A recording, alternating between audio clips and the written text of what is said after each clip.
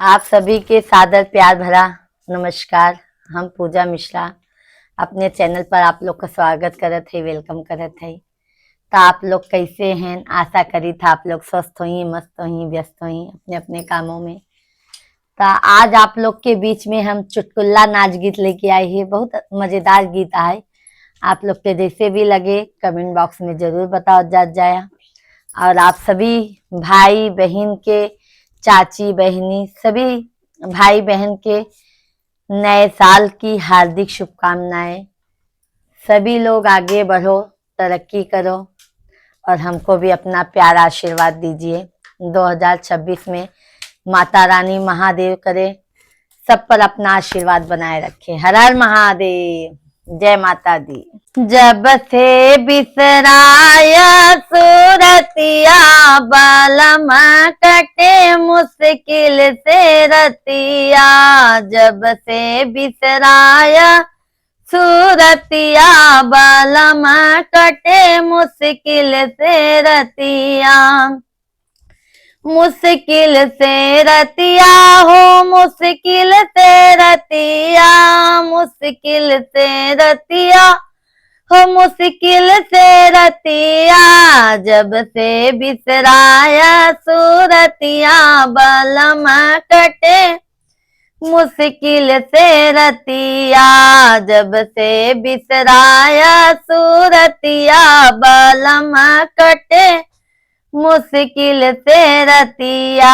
चढ़ती जवनिया में गईला सा हरवा, चढ़ती जवनिया में गईला सा हरवा, गईला सा हरवा हो, गईला सा हरवा, गईला सा हरवा हो, गईला सा हरवा। हम सही ससुरे सतिया, बालम कटे मुश्किल से रतिया।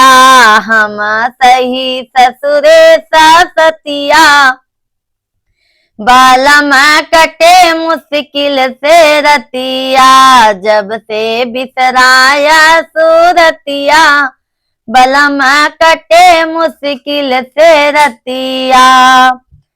बिना तोहई देखे ना आवाई निदिया, बिना तोहई देखे नयावाई निदिया, नयावाई निदिया हो, नयावाई निदिया। के का सुनाई विपतिया, बालम कटे मुश्किल से रतिया। के का सुनाई विपतिया, बालम कटे मुश्किल से रतिया। जब से तू गईला विदेशवा, बालम कटे मुश्किल से रतिया। जब से बिसराया सूरतिया, बालम कटे मुश्किल से रतिया। कबले न आई बातू हमरे से जरिया, कबले न आई बातू हमरे से जरिया, हमरे से जरिया हो, हमरे से जरिया। एको बताई देता बतिया, बालम कटे मुश्किल से रतिया। एको बताई देता बतिया, बालम कटे मुश्किल से रतिया। जब से बिसराया सूरतिया, बालम कटे मुश्किल से रतिया। जब से बिसराया सूरतिया, बालम कटे मुश्किल से रतिया। जबले ना सुधीले बा हमरो सजनावा, जबले ना सुधी ले बा हमरो सजनावा, हमरो सजनवा हो, हमरो बालमुआ। जबले ना सुधी ले बा हमरो सजनावा। कई डालब जीव के आफतिया, बालम कटे मुश्किल से रतिया।